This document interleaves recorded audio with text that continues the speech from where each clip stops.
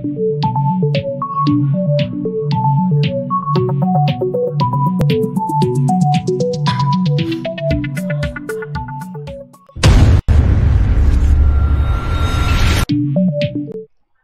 selamat datang dalam channel kuliah daring bersama saya Dudi Hartono. Kali ini dalam kelas produksi iklan digital, kita akan membahas tentang teknik syuting terkait dengan ketersediaan gambar atau stock shot dan element of shot.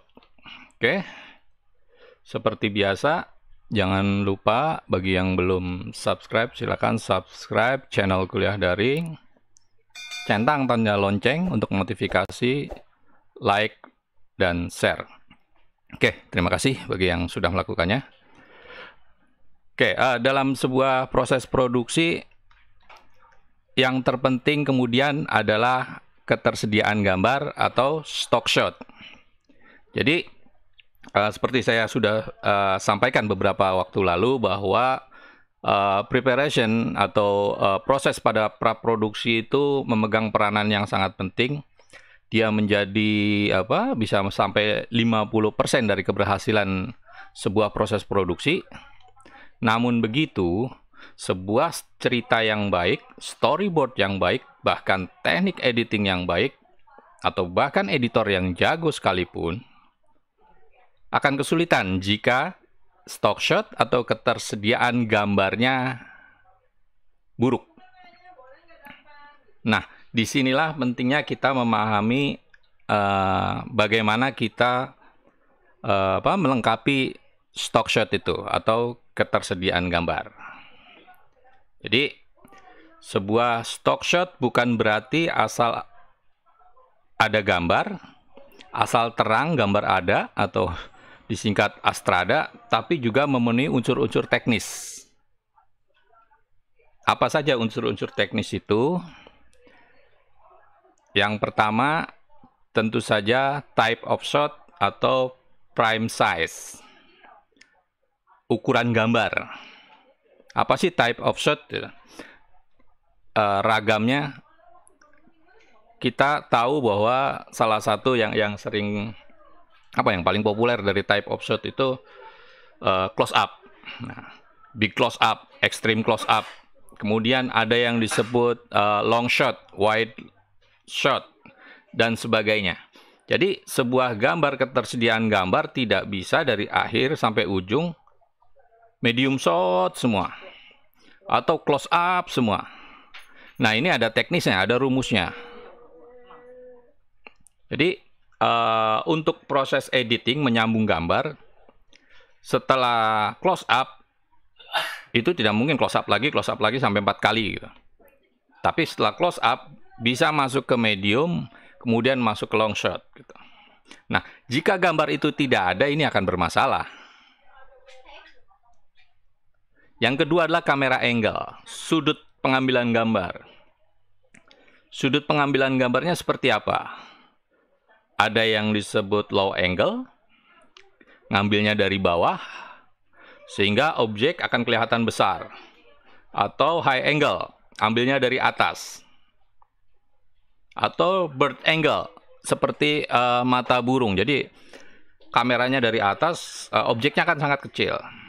Atau normal atau eye level. Jadi, segaris dengan mata objek, gitu kira-kira. Kemudian yang kedua adalah kamera movement, pergerakan kamera. Kamera movement bisa dalam bentuk following, mengikuti gerakan objek.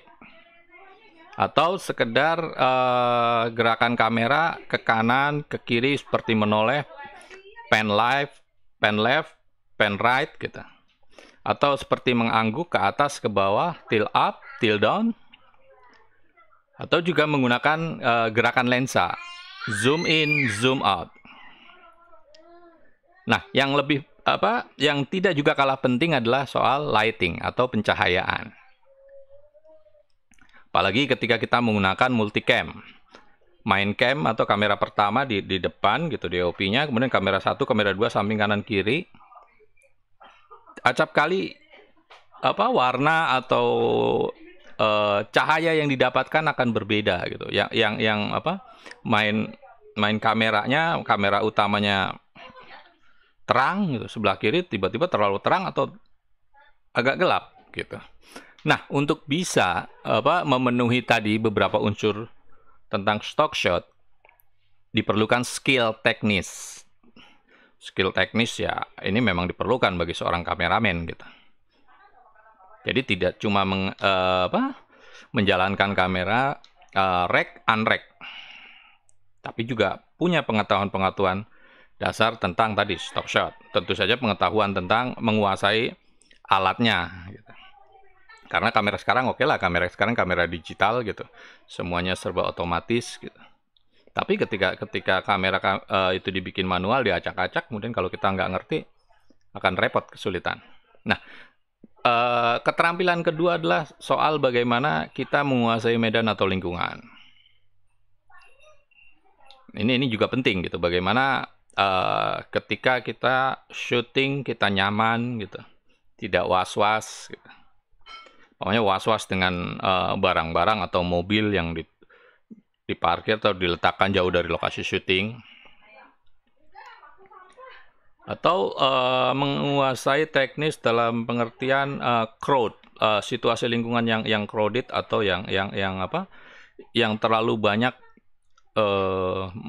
mengundang masyarakat gitu kalau. Nah, itu juga kita harus pahami. Sehingga sebelum melakukan syuting ada proses yang namanya Reiki. Reiki adalah kita melakukan tes di lapangan, tes kamera, tes lighting, cahaya, dan sebagainya. Jadi umpamanya gini, di storyboard atau ketika para produksi sudah ditentukan bahwa lokasi yang akan kita gunakan adalah sebuah cafe gitu. Sudah dibuat storyboardnya sedemikian rupa. Nah, begitu datang ke lokasi, ternyata situasinya berbeda. Nah, proses Reiki ini untuk menentukan apakah cahaya natural cukup atau kita membutuhkan lampu. Kalau membutuhkan lampu, berapa lampunya? Bagaimana tadi dengan crowd, situasi lingkungan, sumber daya listrik namanya. Jangan lupa diperhatikan juga MCK. Apalagi kalau kita syuting di outdoor, di tepi hutan gitu, bawa artis. Nah, nggak mungkin mereka nyaman ketika tidak bisa melakukan buang hajat gitu.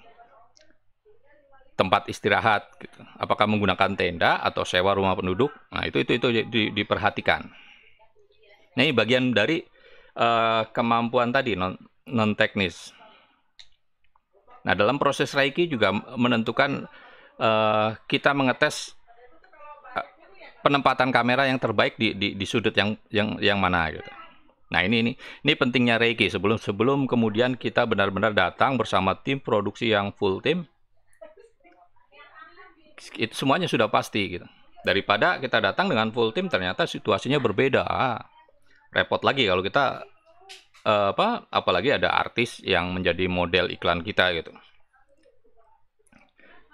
Oke, kemudian dari sebuah shot itu harus memenuhi elemen-elemen sebagai berikut.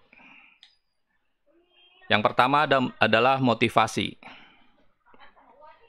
Kamu atau kita mengambil sebuah gambar, katakanlah gelas gitu. Nah, itu harus ada fungsinya. Dia gelas itu di adegan pertama itu untuk apa? Contohnya gini, biasanya dalam film-film action, ketika ada adegan perkelahian, tiba-tiba kamera seperti tidak sengaja men-shoot atau mengambil gambar sebuah batang besi. Kemudian kamera balik ke perkelahian itu. Di ujung perkelahian tiba-tiba salah satu orang yang berkelahi mengambil batang besi untuk memukul lawannya. Nah, itu yang dimaksud motivasi. Ada yang akan difungsikan dari shot yang diambil. Atau umpamanya gini. kita mengambil gambar sebuah keran yang meneteskan air perlahan gitu. Nah, itu juga motivasi gitu. Itu memberikan apa namanya makna bagi viewer bahwa situasinya berjalan lambat gitu. Suasananya tenang gitu. Kemudian yang kedua adalah sebuah shot juga harus mengandung informasi. Terutama kalau kita melakukan shooting namanya di outdoor, di luar. Landscape itu penting. Kita melakukan shooting namanya di sebuah kota, kita mau menggambarkan bahwa ini adalah Jakarta gitu. Apa yang bisa menggambarkan orang langsung ini Jakarta? Tugu Monas namanya gitu. Kalau Surabaya ya patung apa? Hiu dan buaya gitu. Nah, itu informasi dari sebuah shot gitu. Atau ketika sebuah apa namanya? Shooting konser musik. Dalam sebuah konser musik biasanya akan ditampilkan gambar-gambar yang memberikan informasi kepada viewer bahwa konser musik itu dipadati oleh pengunjung. Caranya, umpamanya dia menggunakan alat yang namanya Jimmy Jeep gitu. Dia ngambil dari atas, model bird eye angle atau long shot untuk memberikan informasi bahwa penontonnya banyak gitu. Nah, biasanya kalau penontonnya sedikit, tipe shot yang diambil adalah medium, gambarnya padat-padat. Kenapa? Kalau dia menggunakan long shot akan kelihatan penontonnya sedikit sementara areanya terlalu luas pokoknya. Oke, berikutnya adalah komposisi. Nah, komposisi ini kita juga mengenal istilah third of rule. Jadi ada garis imajiner di layar, di monitor sebuah kamera gitu. Garis-garis imajiner inilah letak di mana kita meletakkan sebuah objek yang baik, yang enak buat dilihat oleh mata gitu. Berikutnya yang keempat adalah sound, atmosfer.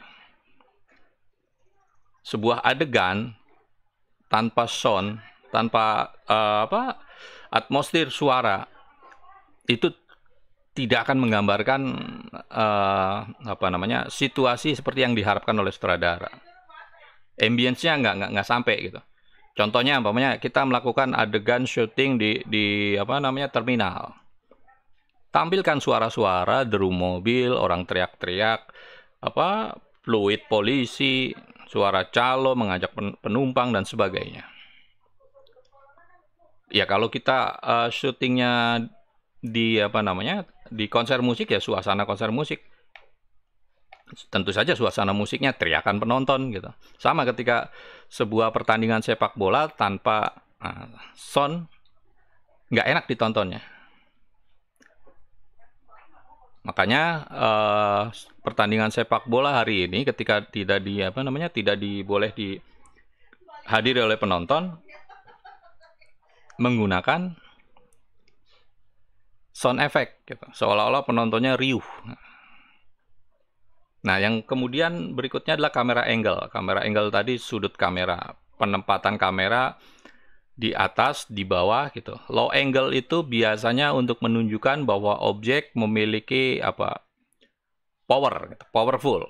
Sedangkan kalau high angle objeknya akan terlihat ya tertekan gitu. Yang terakhir adalah continuity, kontinuitas antara gambar per gambar. Ini kepentingannya berada di pasca produksi buat editing, ya, editor. Bagaimana ketersambungan gambar ini menjadi ya make sense gitu. Contohnya, umpamanya adegan sebelumnya di sebuah rumah makan atau di sebuah ruang makan. Ada ayah, ibu, anak gitu. Ibunya di situ terlihat rambutnya diikat. Tiba-tiba ada adegan ada orang ketok pintu beri salam. Kemudian si ibu itu keluar membuka pintu, kamera mengambil dari luar, memperlihatkan wajah ibu, tapi kemudian rambutnya sudah tergerai. Nah ini yang tidak kontinu. Harusnya ya kalau dari dalam rambutnya rapi ya keluar rapi gitu. Dari dalam bajunya warnanya merah, jangan sampai keluar bajunya kuning. Nah ini ketersambungan gambar ini penting gitu. Nah, pertama menyangkut kontennya tadi, konten itu di dalamnya termasuk juga make up riasnya gitu.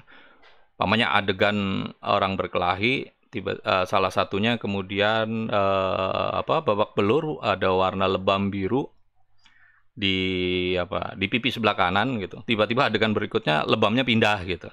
Nah, itu yang disebut content continuity. Kemudian tata letak benda artistik. Pokoknya sebelumnya terlihat di belakang si objek ada lukisan. Tiba-tiba di adegan berikutnya lukisan itu nggak ada gitu. Nah, ini continuity content. Kemudian adalah movement continuity. Ini tentang gerakan. Hati-hati, ini terutama pada film action gitu, gerakan-gerakan. Gerakan terakhir ketika sebelum cut itu apa gitu? Adegan terakhir. Namanya adegan terakhir adalah si model sedang mengangkat gelas mau minum. Nah, sambungannya ya harus menyelesaikan adegan itu, menurunkan gelas atau jangan diulang lagi dari bawah mengambil gelas gitu. Oke, kemudian posisi continuity pada letak posisi ya tadi termasuk blocking pemain, posisi properti gitu. Pemainnya tadi berhadap-hadapan gitu. Yang pemain A di sebelah kanan, pemain B sebelah kiri. Tiba-tiba adegan berikutnya berubah. Nah, ini repot. Nah, yang agak susah adalah ketika menyangkut sound. Apalagi sound ini bersifat alami.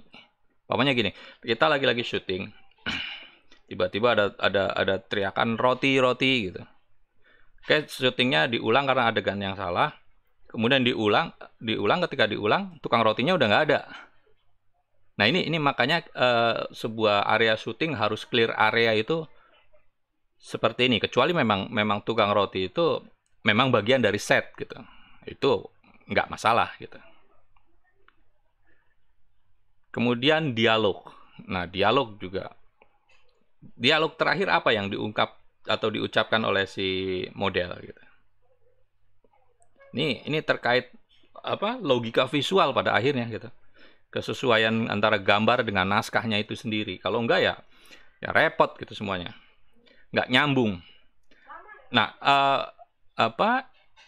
persoalan continuity ini nggak cuma dihadapi oleh yang memang paling banyak di sinetron Indonesia, tapi film-film Hollywood pun banyak gitu.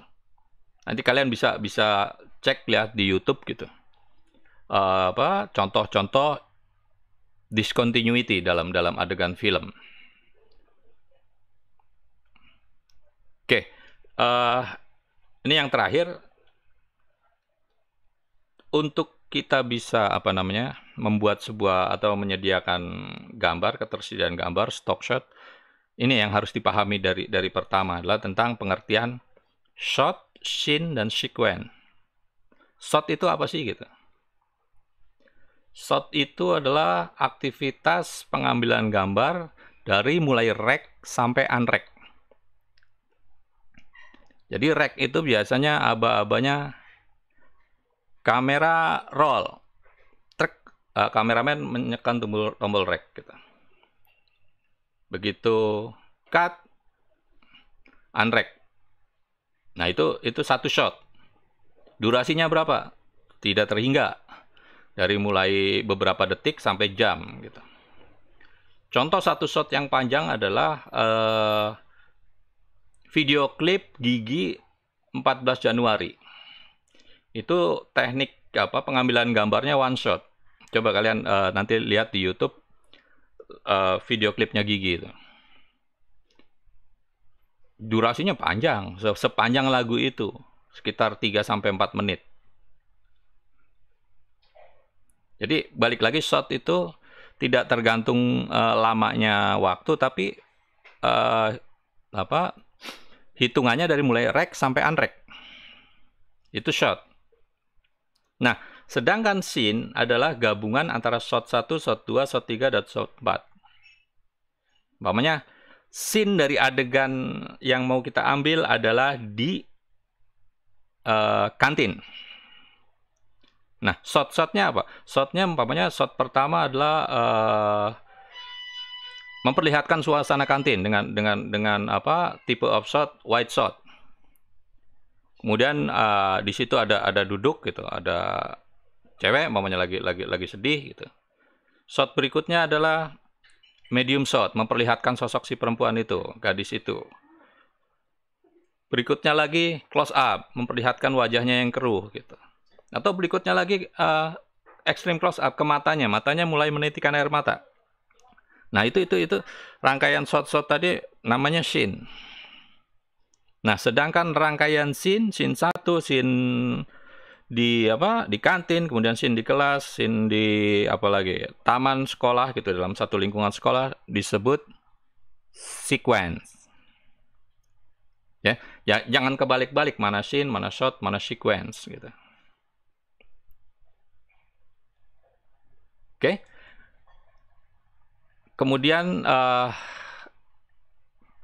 terkait dengan tadi kontinuitas, ini kenapa kemudian ada fotografer di lokasi syuting gitu. Nah, fungsinya adalah untuk itu, merekam atau memfoto adegan terakhir, sehingga ketika adegan diulang pada mungkin hari berikutnya, nah itu kita bisa lihat, oh posisinya tadi di sini, bajunya ini, make up-nya ini gitu. Nah, itu kenapa ada fotografer, butuh pentingnya fotografer di lokasi syuting. Oke. Sekian pertemuan kita dalam kelas produksi iklan digital, membahas tentang teknik syuting. Terima kasih. Jangan lupa klik subscribe, like, dan share. Sampai jumpa.